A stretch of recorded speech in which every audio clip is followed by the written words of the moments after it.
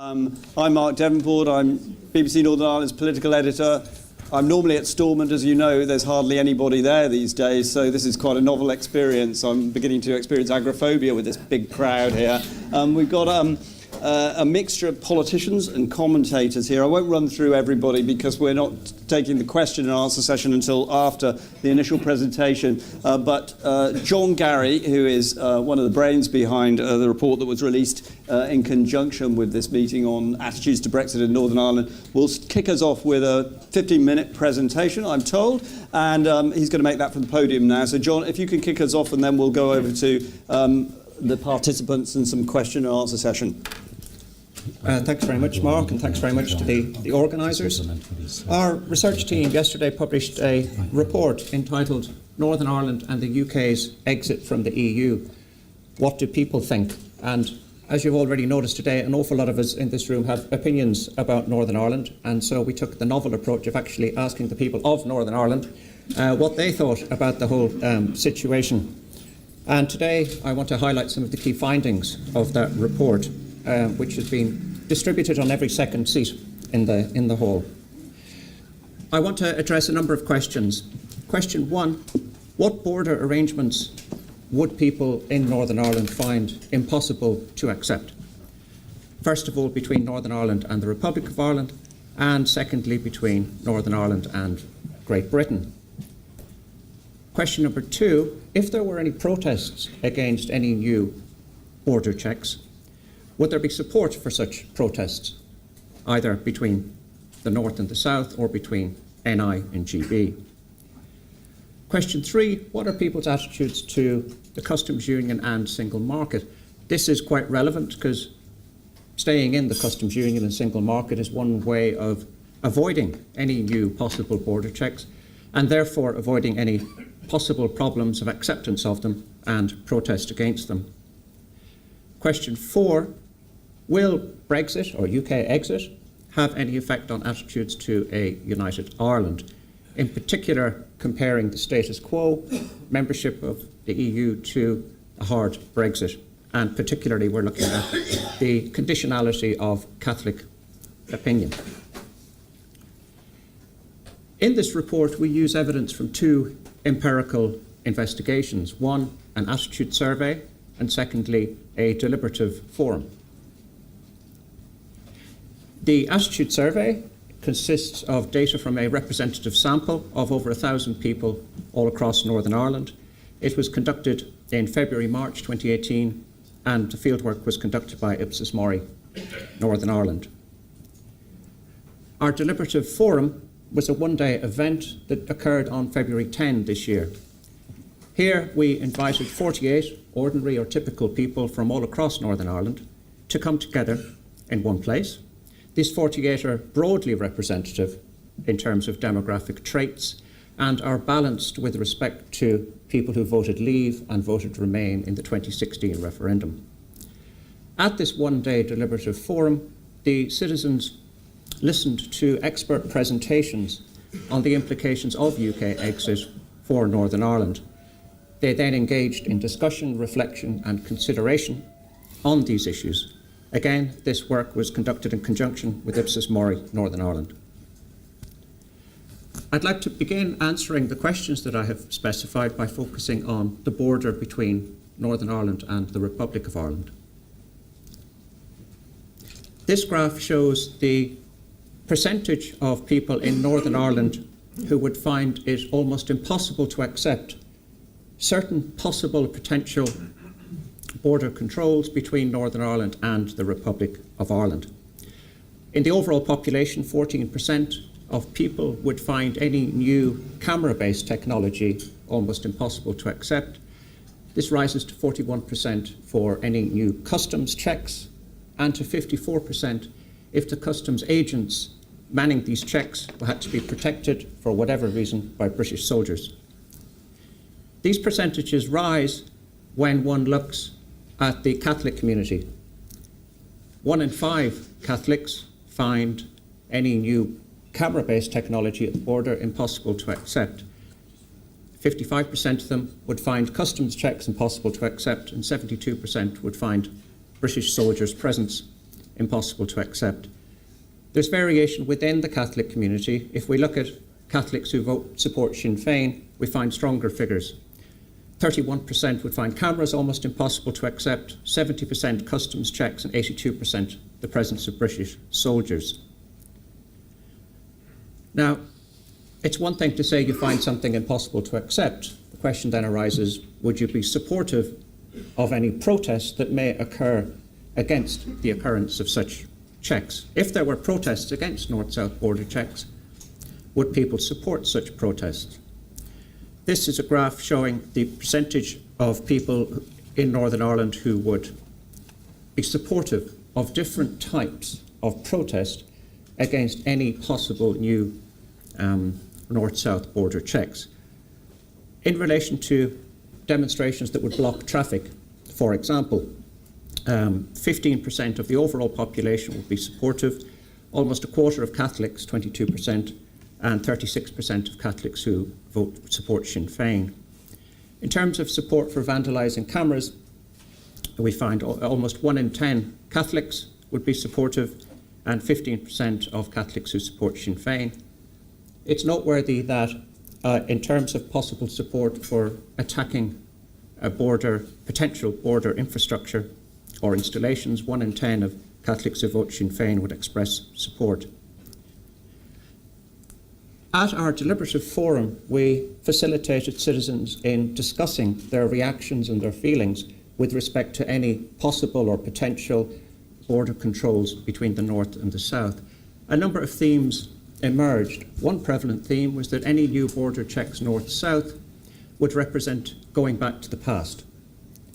For example, one female Protestant Remain voter says, "I could see it going the way it was before, roads being closed off in various places because they can't properly police it." One Catholic Remainer male said, "It would be a nightmare. I think that's going back in time." Another prevalent theme that emerged was people expressing potential concern about any inconvenience that might occur. One young female middle-class Catholic said, "I would go to the Slieve Russell, that's a hotel, all the time, and it's over the border. You know, if you're wanting to just go to the spa or go for something to eat, do I need to bring my passport? What about normal day-to-day stuff?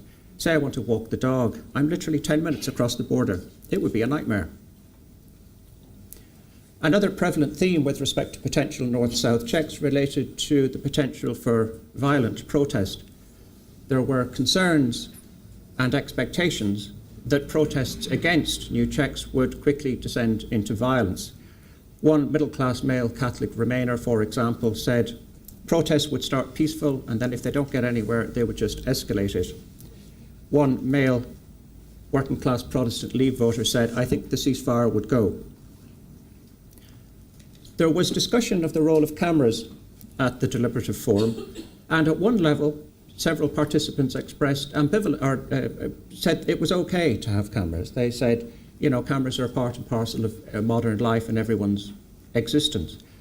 But that was also allied to a prevalent expectation and concern that cameras would likely be graffitiized and vandalised. For example, cameras wouldn't annoy me. CCTV is everywhere in Northern Ireland. Or the cameras would have to be about 300 feet in the air, and even then, you will get certain people who take the law onto themselves and cut these things down. So to lessen it, it would have to be the softest, hardest border. Military checkpoint is a no-no. Cameras, that would be a no-no as well. Several participants, typically Protestants who voted to leave, expressed indifference to any possible hardening of the north-south border. One female working-class Protestant Leave voter said, It wouldn't annoy me about the border. It wouldn't annoy me at all. We had it years ago, and also, too, I go to Spain and Gibraltar. It's exactly the same. Another said, sure, if you go to America or Canada, you've got to go through a border there. Anyway, I want to pause just for a second and mentally move to moving away from the north-south border towards thinking about any potential new border controls between Northern Ireland and Great Britain, the so-called east-west possible border. We asked the respondents in our representative survey the almost exactly the same questions that we asked with respect to north-south. This graph shows the responses of people in the population who say that they would find any new border controls between Northern Ireland and Great Britain almost impossible to accept.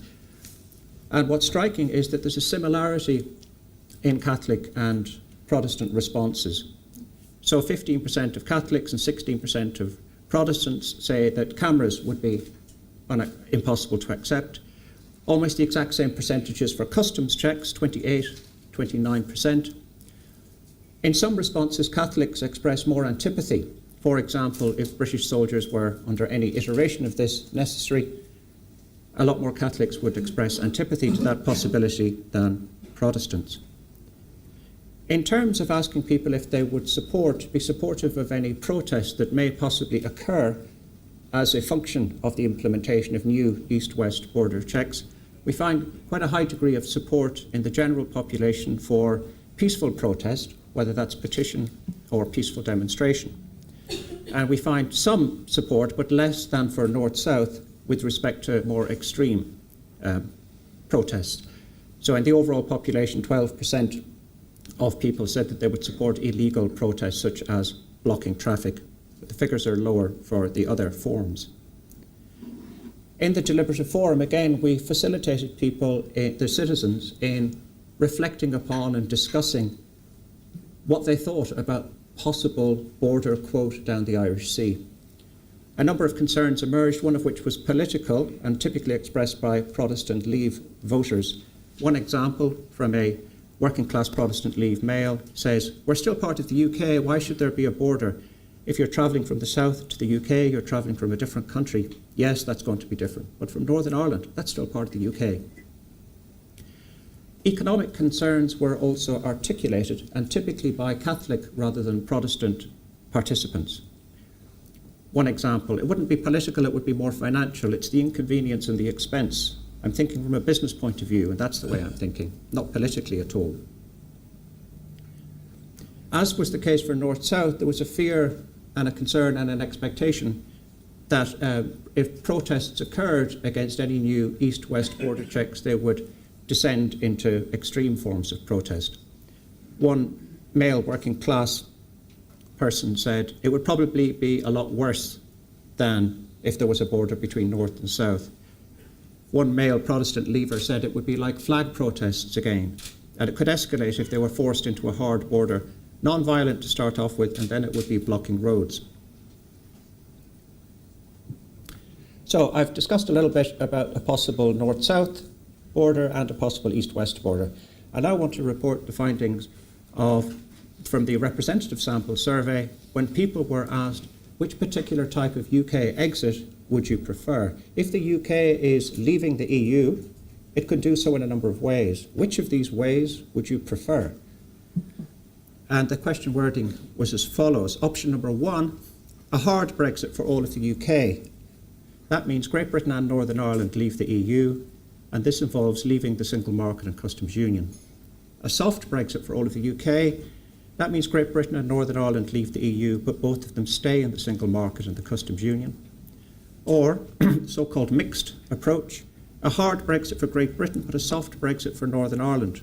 In other words, Britain leaves the EU and the single market and the customs union, and Northern Ireland leaves the EU but stays in the single market and customs union. So, UK is leaving the EU, which do you want?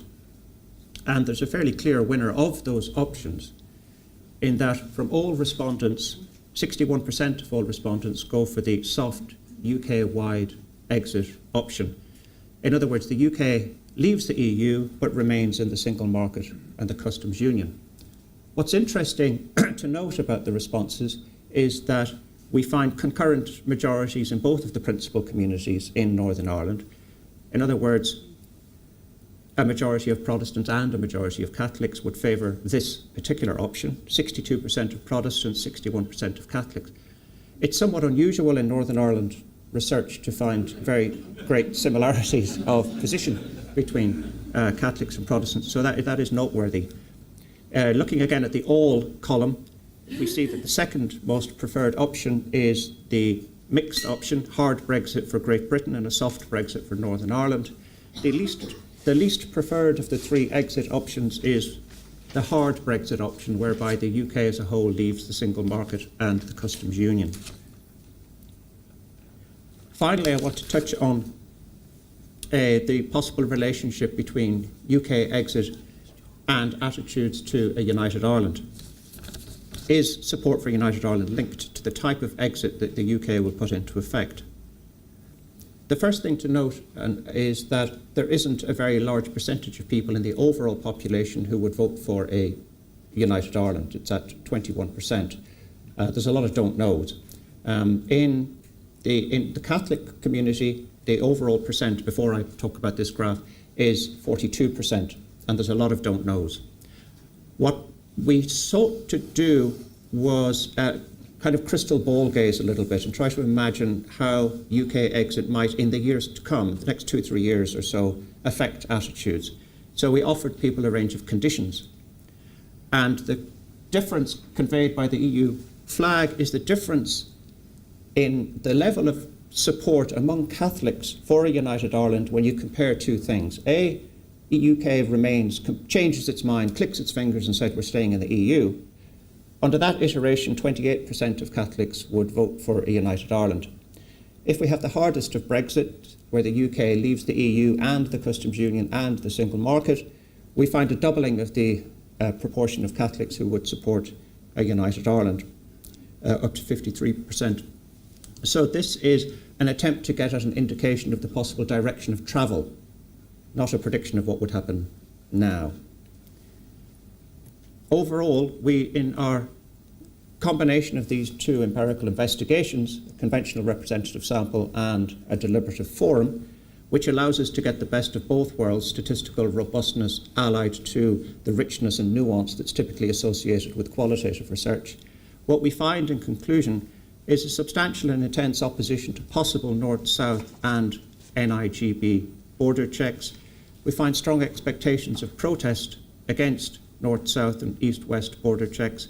And we find a substantial majority, indeed a majority in both communities, for the type of UK exit that would largely eliminate the need for any North-South or East-West border checks, namely the UK as a whole to remain in the customs union and single market. And we find Catholic support for unification in Ireland increases if there is a hard Brexit. Our job here is not to tell anyone exactly what to do. Our job here is to report what the people of Northern Ireland think. Thank you very much.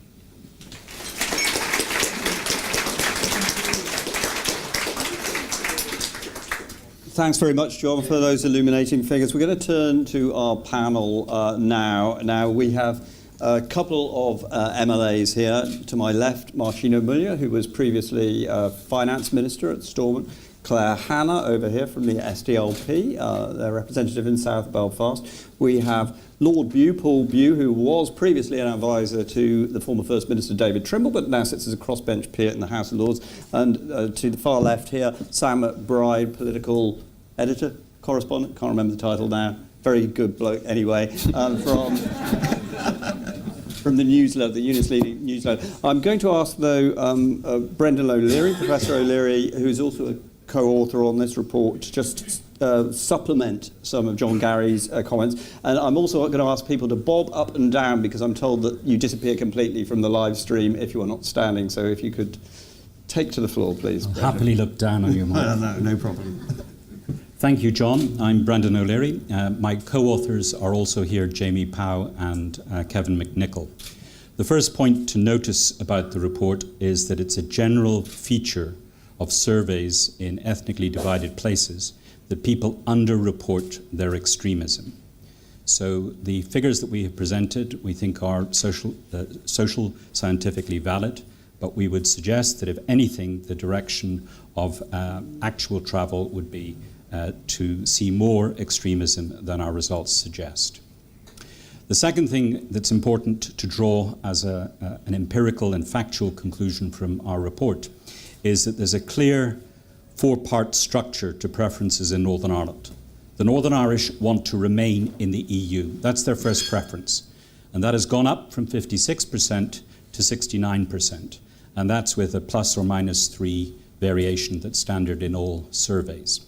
So they would prefer to remain number one. If forced to choose, their second preference, as John outlined, represents a concurrent majority of Catholics and Protestants.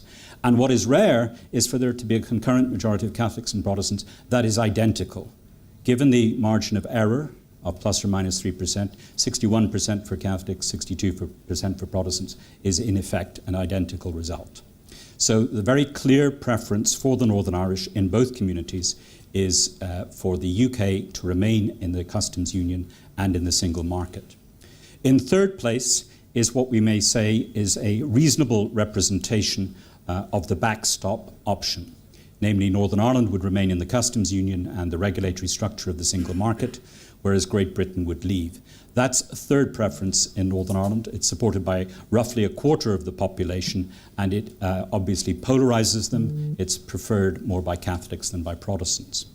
In last place, and in distinct last place, with 15% support, is a hard exit from both the customs union and the single market.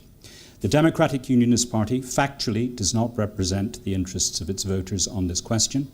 1 out of 3 DUP supporters support a hard exit. The others have preferences across the other options.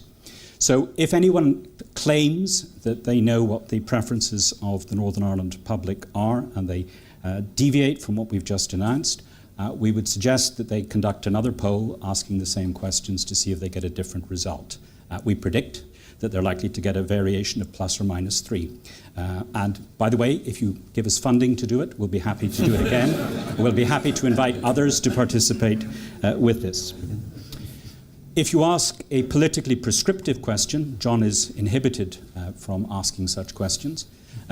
One of the themes and indeed principles of the Good Friday Agreement is that both governments, the London government and the Dublin government, committed to be rigorously impartial across both communities over any key questions.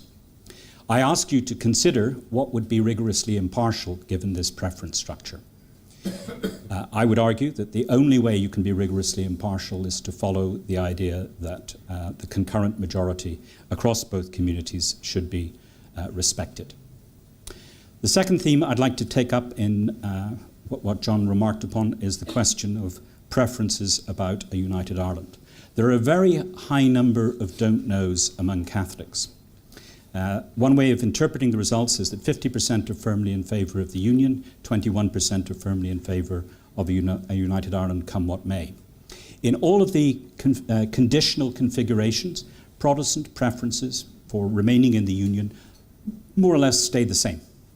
But Catholic preferences are obviously highly conditional. And if I was advising the Democratic Unionist Party or the Conservative Party, I would say, given the degree of potential volatility in the Catholic vote and the high proportion of don't knows, you would be risking the union of Great Britain and Northern Ireland at some future juncture, especially if you go for a hard exit. And I think that would be reasonable factual advice. A feature of our deliberative forum and of our questions that was not highlighted in what John presented was the concerns that are expressed in both communities, but particularly in the Catholic community, about potential losses of rights that would flow from the UK's exit from the European Union. You won't be surprised to discover that, rather like the British, people are confused about the difference between the European Convention on Human Rights and the European Charter of Rights. They're confused about the difference between the Court of Justice of the European Union and the court that guards the Convention. But what they're not confused about is what rights they're worried about. They're worried about the potential loss of anti-discrimination and equality rights. So one way in which the British government could respond to these concerns is to make absolutely unambiguously clear that the relevant statutes implementing anti-discrimination and equality provisions will continue come what may, and that they will continue to respect and abide by the decisions of the European Convention on Human Rights come what may. There's plenty more I could editorialise on, but I shouldn't. And I commend our report to you, and we're very happy to take questions on it. Okay. Thanks, Brendan. I think we've got plenty of people here who can editorialise on this. I'm going to start off with Marcin O'Mulia. If we were together at the Stormont Great Hall, we would, I think this afternoon, have been witnessing 4 parties Sinn Féin, the FDLP, the Greens and Alliance all presenting, if you like, a joint statement on Brexit, asking for the UK to stay in the customs union and the single market, saying they represent the majority of opinion there, but of course not in Westminster, which is somewhere where you could be but aren't marching. But would you want to respond to this report and what you see in it? Again, from a... Thank you, Mark. If we were in Stormont Great Hall, we'd have the gift of bilocation like Padre Pio, and that would be a wonderful achievement for both of us. I want to thank the organisers for the invite to be here today to take part in the conference. Boilan buíochas óir de Loch Agri na Cógála.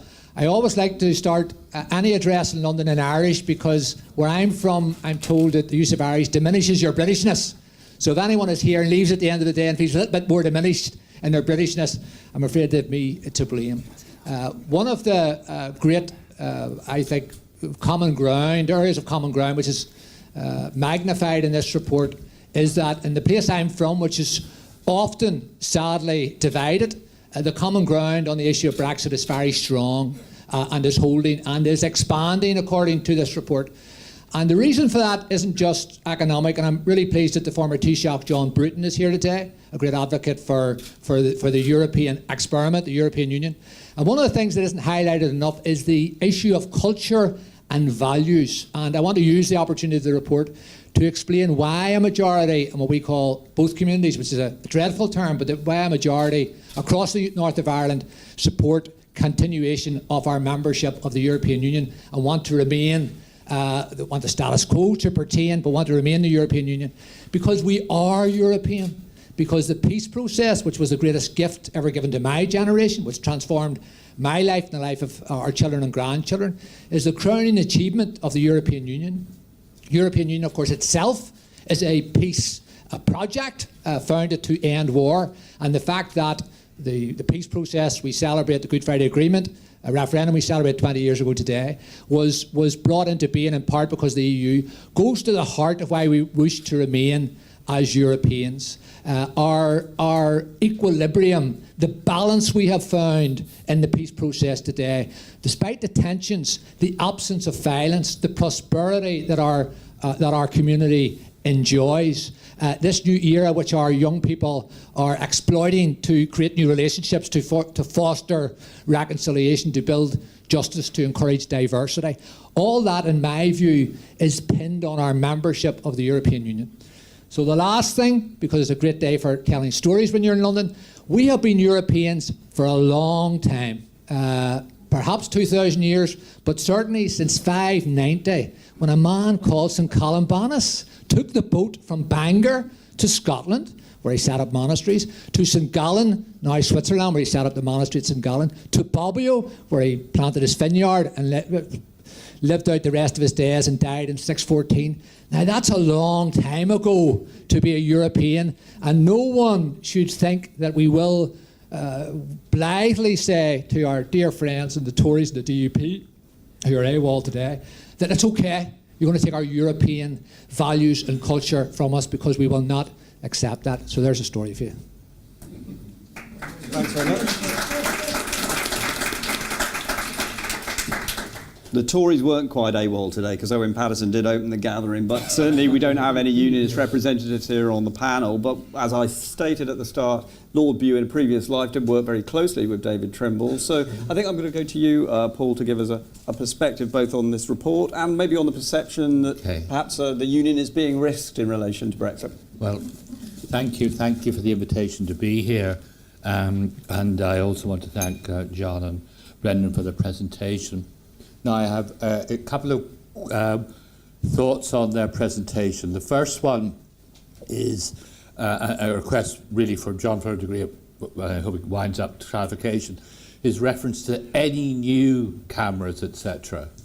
There already are cameras. And the reason why I'm saying this is really quite important in how the question of the border might be sorted out. They are already there at the moment. Any new checks, he also referred to, I wrote it down. In fact, I heard Simon Coveney say on Mar Sunday week ago, it was intolerable to the Irish government to have any check anywhere on the island of Ireland. The point is there are already checks now while we're in the EU, and they're particularly pronounced on the Irish side. Buses going down are frequently stopped. My wife sits on the Irish Management's Commission in Dublin.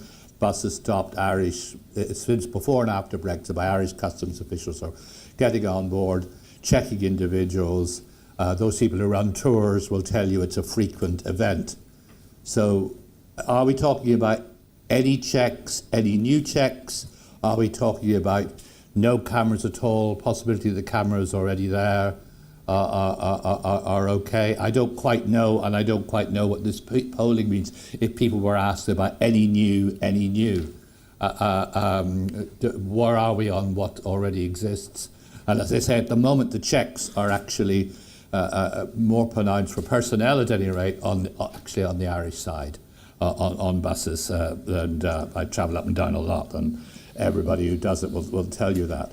So I think we need to clarify. Now, something Brendan said I thought was very profound, and I totally agree with him. People are stronger in opinion polls, or weaker and more moderate in all polls we ever had in Northern Ireland than they are in real terms. And I think by the dynamics he identifies in this poll are entirely correct in all respects, including what's happening or could happen within Catholic opinion. I agree with him completely.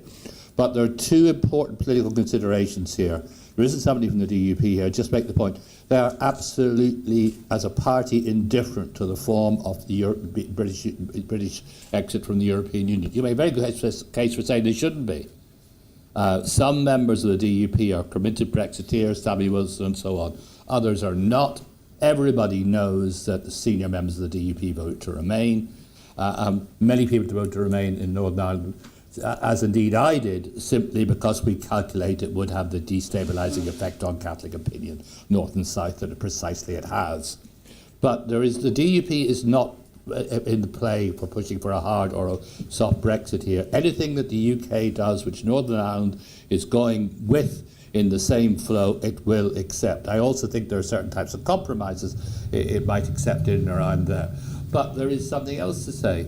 The Alliance Party was mentioned, involved today with Sinn Féin and others, the SDLP, on an agreed programme about single market and the customs union. The Alliance Party held the East Belfast seat between 2010 and 2015, and we're talking about dynamics. It lost it in 2015. It lost it stunningly after Brexit, even though some bookmakers at the beginning of the campaign thought that the DUP would lose that seat to the Alliance Party. This tells you that in middle Protestant opinion, where the velocity is going. And again, if you look at North Down, fitting alongside that stunning vote for the DUP, not expected by the DUP, where again Sylvia Herman was a moderate independent unionist, very strongly pro-Europe. Again, if you look at the vote, the DUP now feels it could have won that seat if it had known they were going to push her so close. Hugely popular figure. It's important, and Brendan's comments are here important, it's important to look at how people actually vote and how they have voted recently, if you're going to get a sense of where opinion is and what that means and what's actually going on. And the DUP performance in the last election far exceeded what I expected, far exceeded what they expected. It's absolutely true there was a stronger nationalist vote than there would otherwise have been but for Brexit. But despite Brexit, there was also a stronger unionist vote, and this is where we actually are in Northern Ireland. Now, I want to just conclude by saying a couple of words about this, about these other issues. I want to actually talk for a minute about the Republic of Ireland for a minute, an opinion. I think it is very interesting the way senior commentators like Dan O'Brien, like Stephen Collins, are writing about this issue. They're strongly against Brexit. They take the view that virtually all Irish people take, that the British government should never have inflicted this thing on Ireland. It's a very bad idea, and so on. But in both those very senior commentators, both absolutely centrist and both experienced, there is a concern that the Irish government may be overplaying its hand at this particular time. And if you even look at the Irish Times editorial on the latest polling last week on Brexit, they were keen to point out that Taoiseach actually did have a degree of flexibility here. I'm mentioning this because in Britain people have become too obsessed with the Irish border, and it is a very important issue, and it is why I voted Remain, because I could see this horrible debate. Right, it's very important. There are also things like Irish farmers who want to continue to have access to the British market. These are also very important people. Some of them are my relatives, and I know exactly what they think, and I know that they actually think the Taoiseach goes on too much about the border and not enough about securing the long-term economic interests of Ireland. I say this because people in this country do not think about Irish opinion except insofar as it fires into their debate on Brexit. And they only want to hear opinions, whether technology will work on the border, what the Taoiseach has said, according to whether they're for or against Brexit. There is a real Ireland which exists independently of what British people think about the decision to leave the European Union or not. And that real Ireland has more complicated views on this matter. And I assure you it is going to play in ways I can't predict, but because I know it exists, it's going to play in the next 2 months. And this has to be taken account of, as well as the internal politics of Northern Ireland. Thank you. Thanks very much, Paul. We're going to hear next now from Claire Hanna, South Belfast MLA. Claire was one of the sort of leading voices on the Remain side during the referendum campaign back in 2016. I'm sure you won't be surprised by a lot of those findings there, because the concern about Brexit, I think, was what you were echoing. But were you surprised that actually, notwithstanding all of that, there was still a lead for staying in the UK? I think it was 50% backing that, only 21% backing United Ireland. Yeah, I think, I think even those of us who know the dynamic has genuinely changed, even for the softest end of nationalism. You don't follow one big, massive constitutional question with a yes/no answer with another one, and I think people realise the folly of doing something so substantial. So I think there's definitely ground shifting there, but it doesn't surprise me that it hasn't borne out in polls. I want to make two wee points about the context of the last Westminster elections, and that was the polarisation around some of the identity issues. Yes, Brexit is plumbing a lot of the politics in Northern Ireland at the moment, but there was an insertion of issues around language and so on. And as we know in Northern Ireland, if the issue is identity, people who agree run in one direction and people who don't run in the opposite direction. So that plus the other backstory to that election was nobody thought that Northern Irish MPs could possibly have any impact. The underlying narrative was,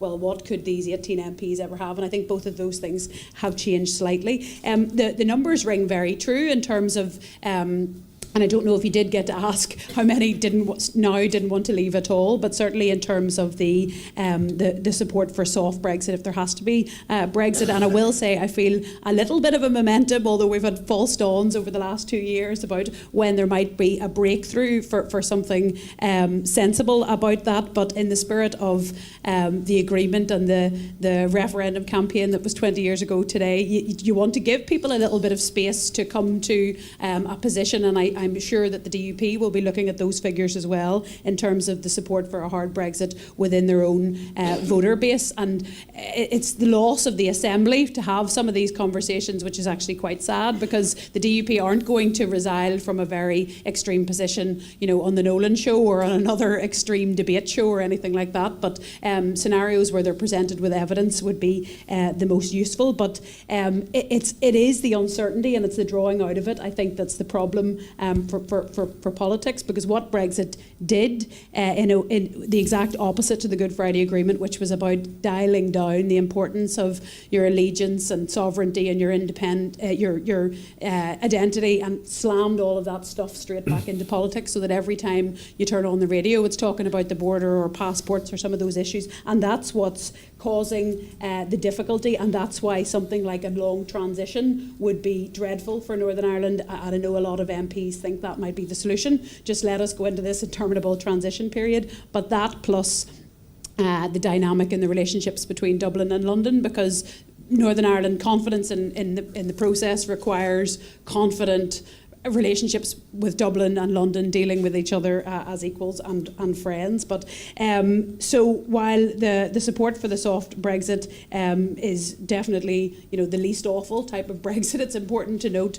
that it is still Brexit. I appreciate that's the reality of the fact that Britain does seem completely determined to Brexit despite the narrowness of it. And as I say, it's the least awful, but of course it will bring forward all sorts of issues around a genuine democratic deficit deficit as opposed to the imagined democratic deficit that fed some of the Brexit discourse. But in terms of where you put the border, and this is the really important thing, that after 2 years of imaginary solutions, and we are getting to crunch time on this, single market and customs union, the softest Brexit, is the only answer. It's the only way to avoid some form of border, which clearly has been demonstrated would be unacceptable either north, south and east, west. And it's important to say from the SDLP's perspective, we don't want to see either. We respect the Good Friday Agreement and the relationships in all their parts. I do find it slightly ironic, a lot of people who have said, oh, well, a north-south border would be fine and frictionless and nothing to worry about,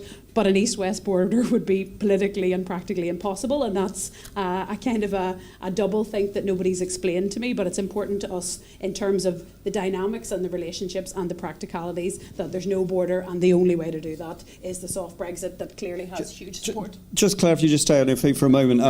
I was just going to ask, obviously Karen Bradley, the Secretary of State for Northern Ireland, ruled out customs union membership just the other day. Now we do know that the government is edging towards alignment for a temporary period of time with the rules and regulations of single market and customs union if this backstop comes into effect. Do you think there can be a sort of a not the customs union or a not the single market fudge that would take us over this particular hump? I don't believe there can be. I don't believe that the European Union would have any real motivation to give a fudge, if you mean in terms of loosening any one of the 4 freedoms. But yes, Karen Bradley said that, and yet there have been a lot of red lines. But even as recently as this morning, and I know Nigel Dodds doesn't speak for the government, but didn't rule out, and Arlene Foster didn't mention yesterday, a red line around opposition to the single market and the customs union. And in fact, Nigel Dodds' reasoning why they weren't going that way is because nobody was advocating for it in Westminster, and certainly a small number of voices are. So, and we know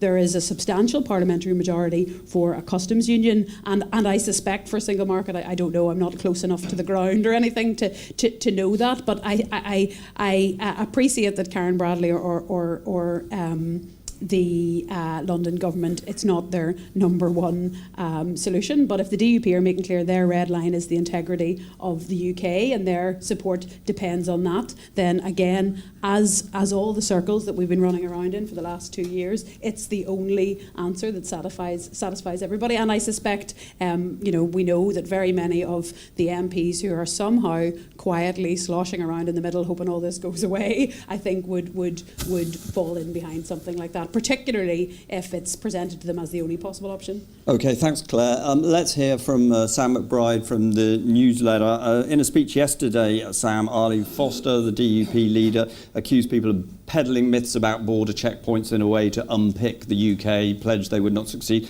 Just wonder how you think the DUP is playing its hand, because whilst these parties in their letter say they represent the majority of opinion in Northern Ireland, clearly they have, the DUP, a very vital hand at Westminster. If you can stand up. I'm tempted to act like a politician and just ignore the question and say what I've written down here, but I'll try to address it. I think one of the findings from this poll, which it does address the question, which really struck me, was the question about cameras.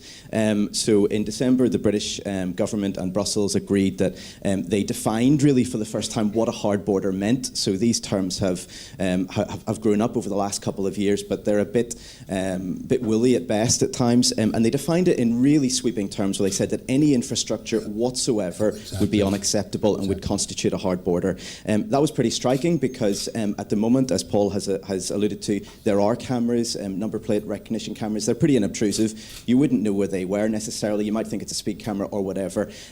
What we see in this poll is really pretty firm evidence, if the poll is accurate, that Catholics are not as opposed to that sort of low-level type of infrastructure at the border as it might have been thought. Now, on one level, I think one has to wonder about the British government's position in that, because if they negotiated something in December on the understanding that this was completely unacceptable to Catholic opinion and to Protestant opinion, but actually it's not, what was their basis for that data? In that context, we know that last week Theresa May was reported to have said to Jacob Rees-Mogg that she wasn't confident that she would win a border poll if there was a border poll. Again, the data here tends to question what sort of data she's working off. So there are issues there. There is, I suppose it should be said, another aspect to this, that there's an argument that if you put cameras there, even if they are very inobtrusive, as one of the chaps who's quoted in the report said, they become a target themselves. Then you have to fortify it, and you begin this sort of spiral effect. The other aspect of this, just in a very broad sense, that I think is really crucial, is that we do have some data here, some hard data. We suffer in Northern Ireland from a paucity of data. We have very little polling, very little reliable polling. Newspapers like my own couldn't begin to commission a major poll which would cost £10,000 or £20,000. That would have been the case 20 years ago at the time of the Good Friday Agreement. It's no longer the case, and in that vacuum we have the danger of anecdote taking over and people making massive long-term constitutional decisions, economic decisions on bad data. So whatever we think about the EU or Brexit or anything else, it's very important to have this sort of data, and we should all welcome that. The final thing, just from what was said, I'm trying to remember who it was that said it now, but I think it was Brendan had reminded us about the line from the Good Friday Agreement about the commitments of the government to act with rigorous impartiality in the terms of Northern Ireland. That is obviously the case, but I think that raises a question as to whether rigorous impartiality means simply giving Northern Ireland what both communities want. So it's very clear in this poll, there's no question about that both communities, A, want to stay in the EU at this point, if not during the referendum, where unionism, I think, was more to leave. But if we do leave, as we almost certainly are going to be, they want it to be as soft as possible. Does the government, does the Irish and the British government jointly have a responsibility to just implement that, because that is what we want? I think there is an argument that by the very nature of being in a union of any sort, whether that is the British Union, whether that is the European Union, whether that's a marriage union, it involves compromise, it involves not getting everything that you want. You trade off certain things. You believe that you benefit in this area, you don't benefit in that area. And I think the interesting thing in this data is that it seems to suggest that the idea that, I suppose, liberal Protestant opinion in Northern Ireland, liberal unionist opinion in places such as North Down, where Lady Herman is the MP, that would really swing towards the European Union, that European identity would be more important than the other union in those people's minds. I think this polling seems to suggest at this point, and it might change, and there are warning signs for unionism here, but it seems to suggest that's not the case.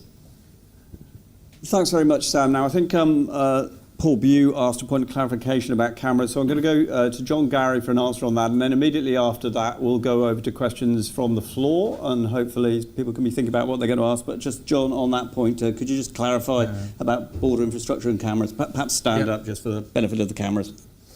Yeah, thanks very much, Paul. Very reasonable question, as ever. I used the term new, which might have been a bit clunky. Our framing in both the representative sample and in the deliberative was things that would happen as a possible consequence of Brexit. And so, in other words, stuff that happens as a direct result of Brexit, whatever that is. We didn't specify exactly how many cameras, if they'd be on every road, if they'd be on some roads or whatever, but that was the way we framed it, and hence the use of my term new. Thank you. Okay, we've got about 20 minutes or so left on this session, so I'm going to start going over to you for the questions. Take them in about clumps of 2 or 3 at a time. Gentleman in the second row here, maybe just start off with.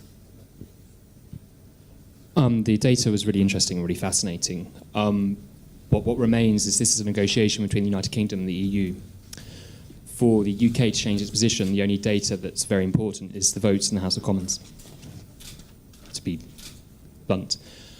So with only the DUP having their seats and Lady Sylvia Herman, how do you feel you can influence this and this decisions? Because I think that is the only way that the UK will change its negotiating position. Okay, thanks very much. I think hand was raised over there. Sorry. Could you go to stand up? Yeah, if you could stand actually and say who you are when you ask the questions, because could you just stand? Identify yourself, thanks. Hello, I'm Jane Thomas. I'm the coordinator of the Repeal Bill Alliance, and we've been working with, amongst others, civil society organisations in Northern Ireland, particularly on the amendments that have gone through both in the Commons and recently on the Lords. You were right entirely about what you're saying about the rights and justice element and about the implications of the Charter going with the withdrawal bill and what the implications are for equality of rights, both north and south of the border. I think there's a specific question that I'm not quite sure the answer to, and it's been raised by the Committee for the Administration of Justice about the Common Travel Area and the Common Travel Agreement and passporting. And my understanding at the moment is that there is no passport controls, and that's part of the CTA agreement. Once we leave the EU, and there are different rights as regards the movement of people, it's what happens to passporting rights. Excuse me. And in particular, there's been already cases about racial profiling that you may be aware of. And I think that leads to potential problems specifically around the movement of people. Okay, well, look, that's all for now. I might come to Marcin both on representation in the House of Commons, because obviously, potentially, there could be Sinn Féin representation in the House of Commons, but you can explain to the audience your position on that. And passports, as far as I'm concerned, the CTA is meant to continue. We don't have to show passports as we go across the border. There are, though, occasionally immigration checks of a mobile kind near the border. I don't know if anybody else wants to tackle that one. But Marcin, first of all, on the House of Commons arithmetic, and if you could stand. Yeah. Thank you, Mark. No, well, Sinn Féin won't be in the Houses of Parliament, so we won't be influencing that vote. But I do think that the negotiations, you says, between the UK and the EU, the Irish government has an absolutely vital role in that, has remained consistent throughout, has backed the backstop.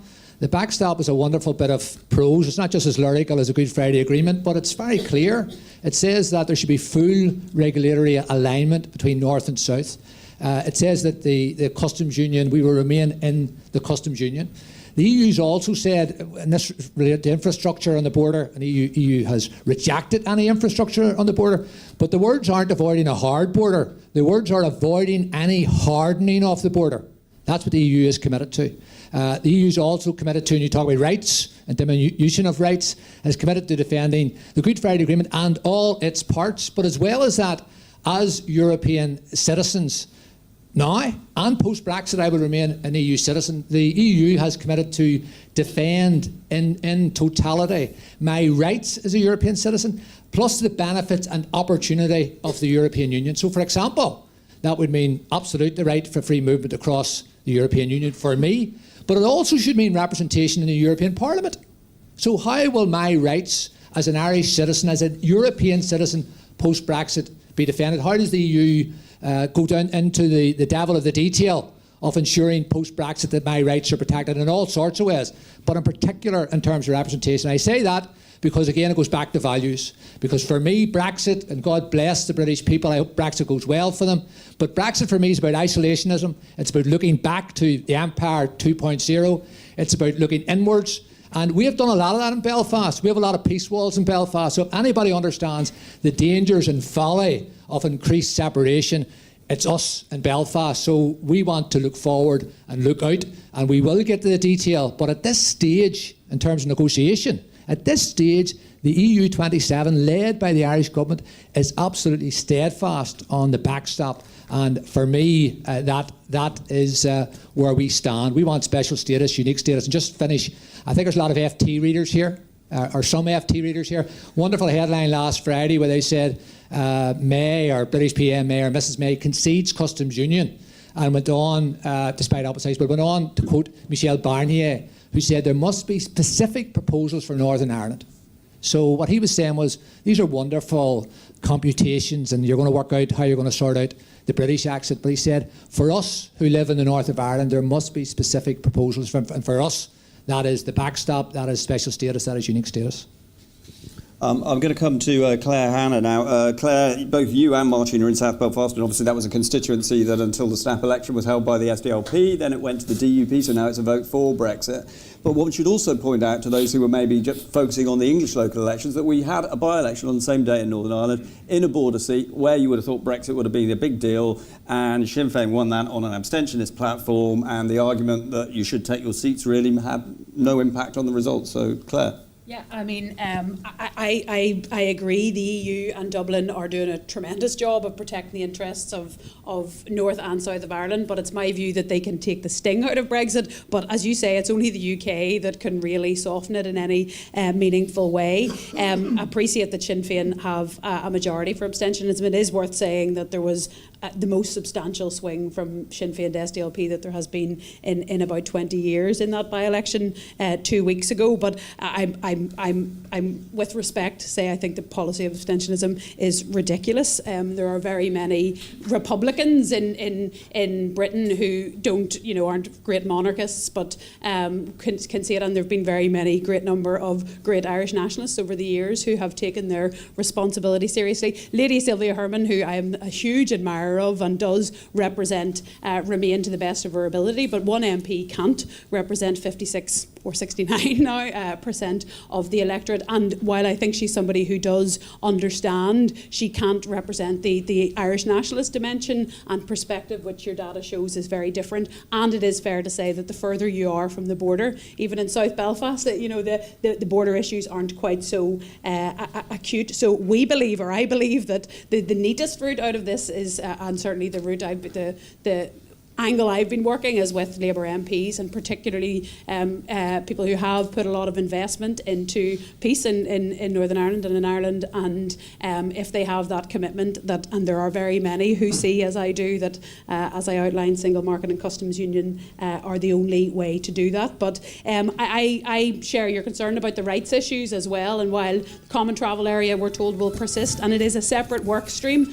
there's still a lot of it'll be all right on the night, and that's not good enough. There isn't legal underpinning for a lot of those things, and we are very worried about what might become racial profiling and essentially turning legal immigration, and as well as how those sets of rights might diverge. I just think that educational establishments and health service and so on have plenty to be doing without checking people's entitlements in those ways. I think, Brendan, you wanted to come in particularly on rights and passport issues, if you want to stand whilst you speak, sorry. I didn't want to come in on rights and passports. I agree with what was said. I did want to comment on the outlook of the gentleman in the second row, which I think characterises the dispositions of the English. I think the English will understand the EU only after they've left it.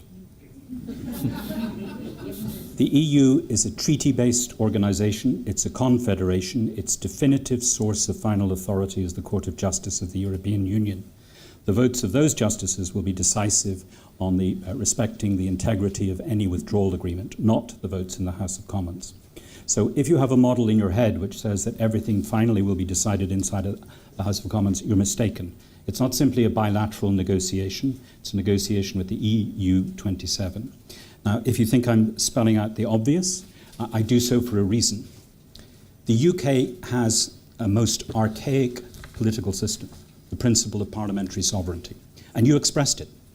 And that principle is deeply problematic because it explains perfidious Albion.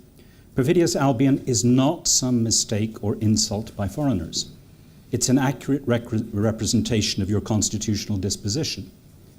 Any parliament can unwind any treaty. It's not binding in UK constitutional law. You made the Good Friday Agreement solemnly with Ireland, and yet you claim in your constitutional tradition to be able to modify any feature of that agreement according to any wish of any future parliament. That makes you a fundamentally unreliable partner in the making of treaties or constitutional arrangements. The one thing I hope will happen if the UK does leave the European Union is that it learns to constitutionalise itself, so it can have better relations with the nations inside the UK and better relations with its neighbours. That's an editorial. I thought that was an advert for the pub The Constitution, which is just around the corner. Anybody else got questions from the audience? Let's get some more questions. There's a gentleman there with his hand up just halfway down. So if you could say who you are and stand up, please, that'd be great. Donald McCarthy from the RSPB. I've got a question about North-South cooperation. The December 2017 joint report was about more than just avoiding a hard border. It was also about protecting North-South cooperation. and environmental NGOs, North and South, that we've been working with certainly are quite interested in this question of how you maintain alignment with all relevant rules, or the question of how you maintain this cooperation. The backstop solution that the European Commission has put forward has actually very little to say explicitly on this question. The focus is almost entirely on trade in goods and how to maintain frictionless trade across the border, but actually doesn't really address the cooperation issue in terms of the extent to which an explicit alignment will be required. I'd be very interested to hear the views of the panel on how that cooperation might be maintained and how this question might actually affect public opinion as well. Okay, anybody else with a question from the floor? Or sorry, just here at the front. Get a microphone to this gentleman. If you care to stand and say who you are. Yes, I'm Keith Best. I'm the Secretary of the European Movement in the UK. So this is really to endeavour to introduce a bit of light humour into the debate. Go for it. After Brexit, of course, all citizens of Northern Ireland, because they're entitled to an Irish passport, will have free movement throughout the EU, which will, subject to the negotiated settlement, be denied to British citizens. Would you expect to see a sudden influx of people from Britain moving into Northern Ireland as a result? Who knows?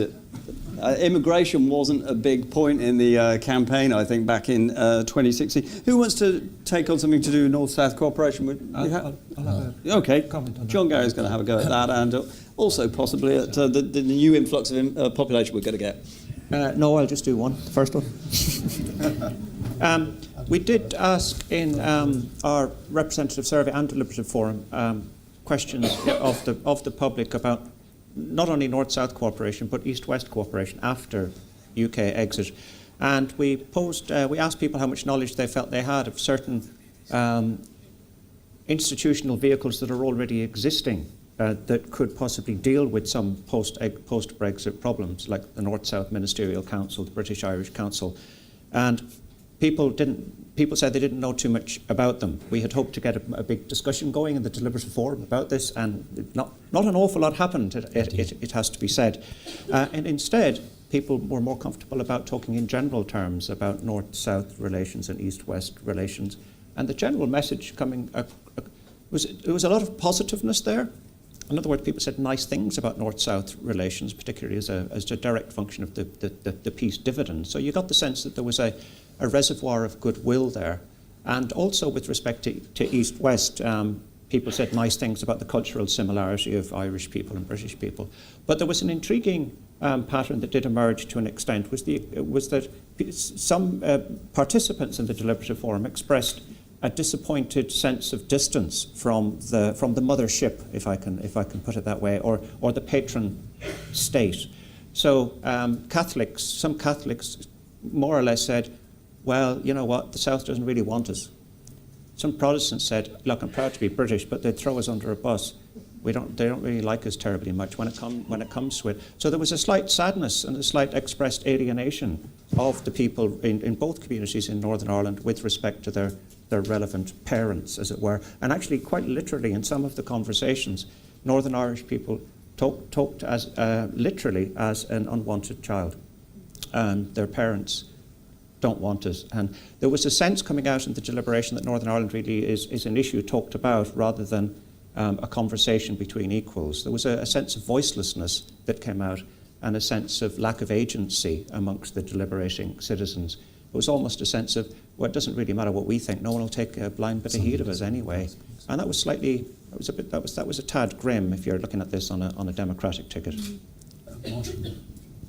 Well, we could insist that the rabbits and the hares get passports and stop at the border. But if you look at the backstop, it talks about a full regulatory alignment in all areas of cooperation. So that includes the birds and the bees. And that's the sort of detail we will get into. I think they've identified 148 areas, but that would certainly include cooperation between the RSPB and your colleagues in the south of Ireland. I want to say this, just a serious piece about, I don't know about birth tourism. Someone has predicted that people will come from Britain and have their babies in the city hospital in Belfast, because then you will have ad infinitum for that child European citizenship.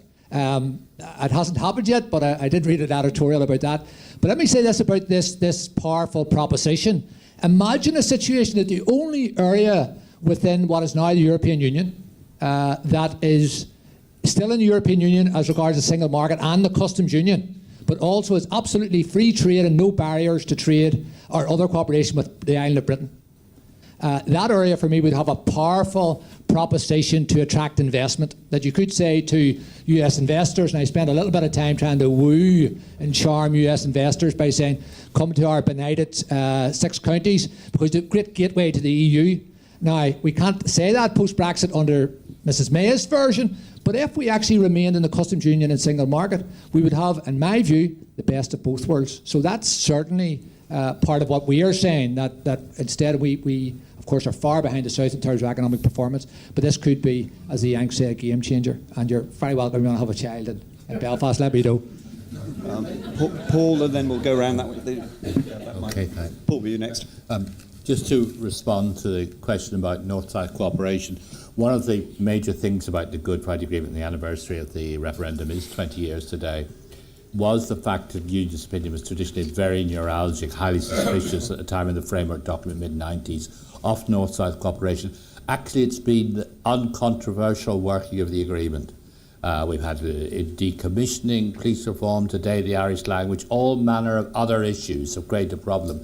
It isn't a problem, not even all the areas that Martina's talked about, but it needs to be protected, and this is a crucial thing. The second point I make is that para 48 and 49 of the transitional agreement, which does contain, unfortunately, ambiguous language, and endless amounts of ink have already been spilt interpreting it.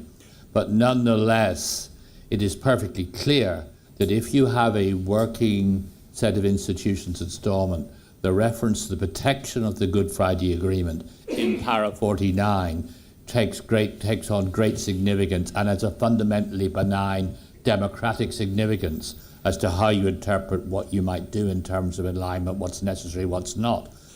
Absence a proper functioning Stormont, it just looks like a pious phrase, the commitment to protection of the Good Friday Agreement in 49. And I think it's therefore it's for that reason and many, many others, it is desirable to return to power sharing devolution, because otherwise powers 49 and 50 are a bit ghostly and hollow in their meaning.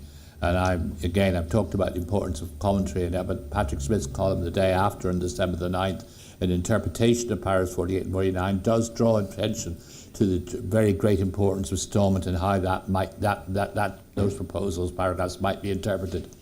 And therefore, if you're thinking about a democratic compromise, if you're thinking about the great achievement of the Good Friday Agreement, in David Trimble's words, to end the Cold War between North and South, sadly, that's been broken. And the fact of the matter is, there is no question, there's no point in living in the happy past.